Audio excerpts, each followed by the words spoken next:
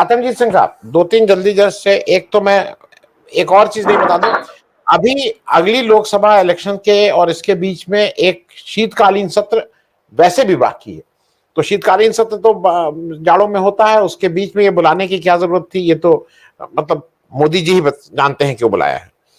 मैं एक चीज और कह दूं, ये जो शशि भाई साहब कह रहे थे कि शब्दों की लड़खड़ाहट और शब्द मतलब जबान की लड़खड़ाहट, ये कोई एक्सटेम्पोर पे नहीं है, ये तब है जब टेलीप्रॉम्प्टर साथ में पढ़ रहे हैं तो पढ़ने में भी दिक्कत हो रही है।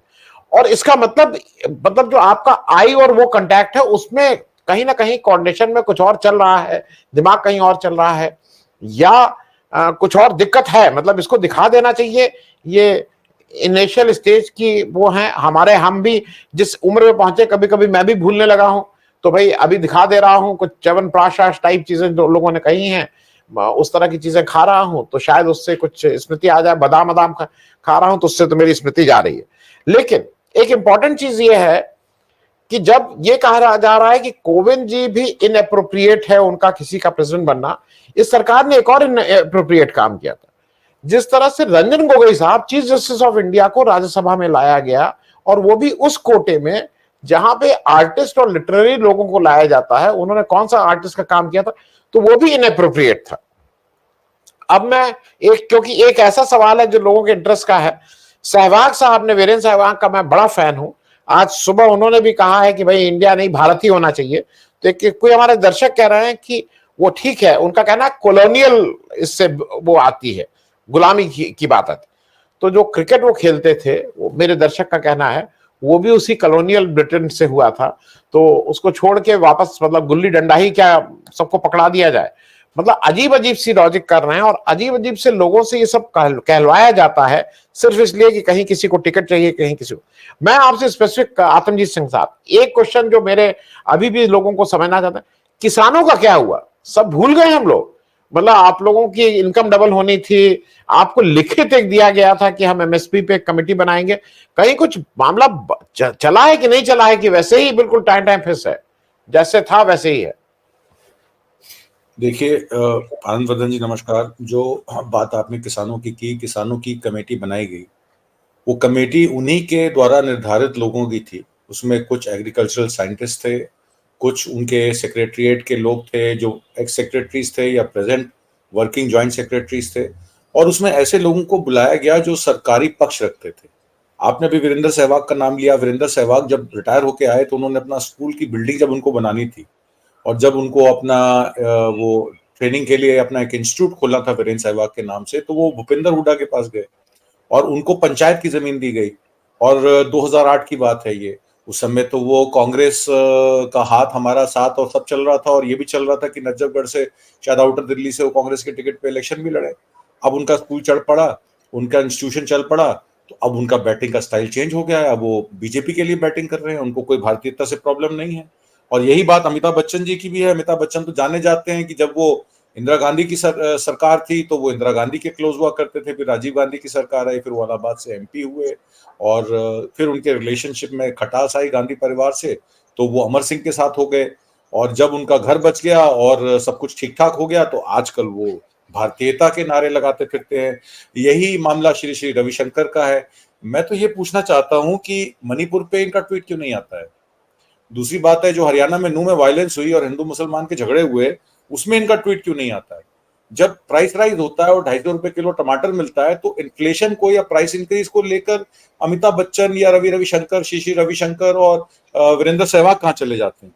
इन चीजों पे जो देश के जो मेन इश्यूज हैं उन पे कोई बात नहीं करता है। जब किसान आंदोलन हुआ, आपने देखा कि किसान आंदोलन में जो मोदी जी लेके आ रहे थे 3 फार्म बिल्स, जो पूर्ण तरीके से कॉर्पोरेट्स को सपोर्ट करने के लिए थे, अदानी के एफसीआई के गोदामों को सिक्योर करने के लिए थे, और अदानी और अंबानी के लिए वीट और राइस एक्सपोर्ट का जरिया खोलने के थे, जिसमें किसान को उसकी माकूल कीमत नहीं मिले, तो उस समय भी इनमें से कोई आदमी किसानों के पक्ष में नहीं खड़ा था। किसान अपनी लड़ाई खुद लड़ रहे थे।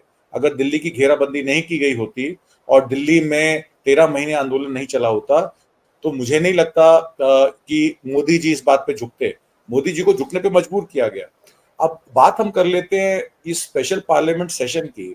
जैसे कि साहू साहब ने समझाया कि आर्टिकल 1 ऑफ द कॉन्स्टिट्यूशन कहता है कि India that is Bharat shall be a union of states, both India and Bharat appears in the article. तो आर्टिकल 1 बड़ा क्लियरली है कि भारत से आप इंडिया को जुदा नहीं कर सकते और इंडिया से आप भारत को जुदा नहीं कर सकते। तो ये भारत का इशू या यूनिफॉर्म सिविल कोड का इशू या वन नेशन वन इलेक्शन का इशू क्यों बनाया जा रहा है? जब से ये इंडिया का गठबंधन बना है, सरकार को ये लग रहा है कि शायद इस बार हम लोग चुन के नहीं आएंगे, और अगर चुन के नहीं आएंगे तो सीधे तिहाड़ जाएंगे। तो इसलिए अनएम्प्लॉयमेंट पे बात नहीं करना चाहती। मणिपुर पे यूएन की एक्सपर्ट कमेटी ने कहा कि वहां पे जो जिस तरीके से वायलेंस हुई, जिस तरीके से एक समुदाय के लोगों को इम्फाल से जो है निकाला गया, जिस तरीके से पहाड़ों पे वेपन्स लेके देश की सिक्योरिटी से, इंडियन सिक्योरिटी के वेपन्स लेके वहां पे कुकीज को वहां से भगाया गया, निकाला गया, तो ये एक जेनोसाइड है, ये एक एथनिक क्लेंजिंग है, और यूएन ने इसका संज्ञान लिया है।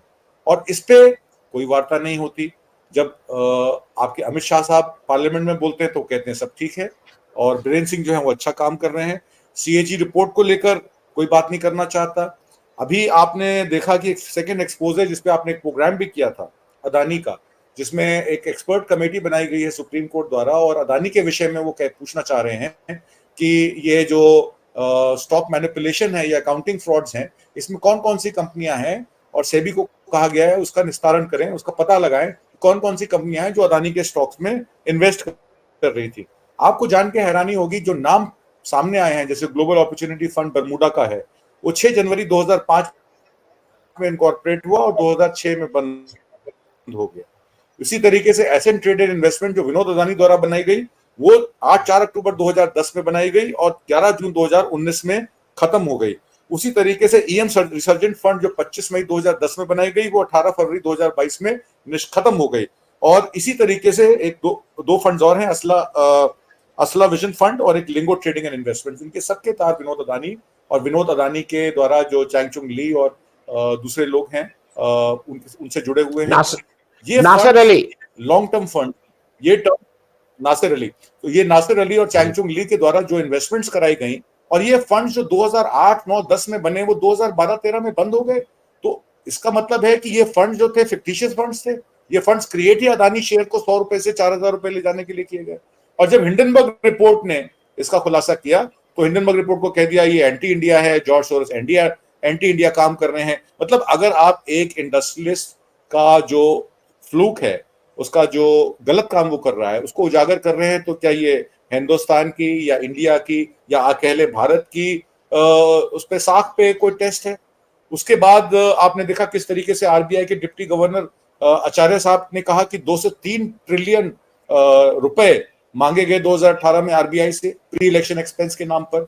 तो जिस तरीके से देश की संस्थाओं का, चाहे वो रिजर्व बैंक ऑफ इंडिया हो, चाहे वो ईडी हो, सीबीआई हो, आईटी हो, जिस तरीके से उनका इस्तेमाल किया गया, और चुनिंदा कॉर्पोरेट्स को फार्म बिल भी जो लाए गए थे किसानों के, वो इसीलिए लाए गए थे। एमएसपी का तो मामला सरकार के पास है ही नहीं, वो एमएसपी कहां से देगी? वो तो किसानों का शोषण करके, लेबर का शोषण करके, और अपनी जीडीपी को बढ़ाना चाहती है, चुनिंदा कॉर्पोरेट्स को बढ़ाना चाहती है, और चुनिंदा कॉर्पोरेट्स को सपोर्ट करना चाहती है कि जितनी भी पब्लिक स्पेंडिंग है, जितना भी बैंकों का पैसा है, ये उन लोगों को दिया जाए, और जो असंगठित क्षेत्र है उसमें अनएम्प्लॉयमेंट बढ़ जाए, ताकि सस्ती लेबर ऑर्गेनाइज सेक्टर को मिलती रहे। ये इस सरकार की मंशा है। एमएसपी को लेकर, एम्प्लॉयमेंट को लेकर, प्राइस राइज को लेकर और पोलराइजेशन को लेकर ये सरकार कहीं भी खड़ी नहीं है। हाँ, ये जरूर है कि रिलीजियस सेंटिमेंट्स के नाम पर जिस तरीके से लोगों को बरखलाती है, लोगों से वोट बटोरती है, अब तो देश की पब्लिक के ऊपर डिपेंड करता है कि वो कब तक इनके झांसे में आएंगे। और जिस दिन इनकी पोल खुलेगी, मैं आपको यकीन से कह सकता हूं कि इनको 100 सीटें भी नहीं मिलेंगी। आत्मजीत सिंह साहब, मैं उसको और क्लियर कर दूं। मेरा सिर्फ कहना है कि क्या इन कसौटियों पे जवाब मांगा जाएगा मोदी जी से, जो सोनिया गांधी जी ने उठाया? अगर मैनिफेस्टो नहीं भी है तो कम से कम एक उन्होंने आईना तो दिखाने की कोशिश की है कि आप इस पे आप क्या बोल रहे हैं। आत्मजीत सिंह साहब, बहुत जल्दी से संक्षेप में। देखिए आनंद जी, जो ये सेशन है, ये कोई डिस्कशन का सेशन तो है नहीं, क्योंकि ना इसमें क्वेश्चन आवर है, ना इसमें आपने पार्लियामेंट्री पार्टी को, किसी भी पार्टी की पार्लियामेंट्री पार्टी को कोई इश्यूज डिस्कस करने के लिए बुलाया है। आपने तो एक सिंगल मोनोलॉग के लिए बुलाया है। जैसे कि साहू साहब ने पहले कहा कि कमेमोरेशन करते थे जब ब्रिटिशर्स के टाइम पे, कि कोई भी चीज, कोई भी नया काम होता था, G20 हो रहा है तो G20 की कमेमोरेशन के लिए ये पार्लियामेंट सेशन बुलाया गया कि देखिए प्रधानमंत्री मोदी जो हैं वो कितने बड़े प्रधानमंत्री हैं, 20 देशों के जो प्रेसिडेंट और प्राइम मिनिस्टर हमारे यहाँ आए हैं। अब एक खबर और चल रही थी कि G20 में 2008 के पहले G20 प्रेसिडेंसी क्यों नहीं आई इंडिया के पास। तो मैं आपको ये अपने दर्शकों के लिए क्लियर कर दूं कि 2008 के बाद ही G20 में प्रेसिडेंसी शुरू हुई है और 2008 से पहले थी ही नहीं। तो कहां से इंदिरा गांधी या राजीव गांधी या मनमोहन सिंह के टाइम G20 की प्रेसिडेंसी इंडिया के पास आ जाती। तो बहुत सारी इंफॉर्मेशन जो है वो छुपाई जाती है, बताई नहीं जाती है और उसकी वजह से ये सारा कंफ्यूजन क्रिएट किया जाता है। एक बात मैं कह के अपनी बात खत्म करूंगा। अडानी के विषय को, जिस तरीके से अडानी के विषय को स्मोक स्क्रीन किया गया और अब G20 का है, G20 में फिर से बात आ रही है कि कंबाइंड वेल्थ जो सबसे अमीर लोग हैं वर्ल्ड के, वो करीब $50 बिलियन से बढ़कर $11.8 मिलियन हो गई है, जिसमें 4% टैक्स रेवेन्यू भी नहीं आता है। तो G20 का एक विषय यह भी है कि वेल्थ टैक्स ग्लोबल रिच पे 10% लगाया जाना चाहिए। अब देखना यह है कि मोदी सरकार जो कॉर्पोरेट कम्युनल नेक्सस से लोगों का वोट लेती है, क्या वो ये वेल्थ टैक्स अदानी और अंबानी पे लगाएगी। मेन विषय यह है कि G20 में क्या ये टैक्स का विषय डिस्कस होगा, अदानी अंबानी पे 10% वेल्थ टैक्स लगाया जाएगा। देखिए आगे आगे क्या होता है।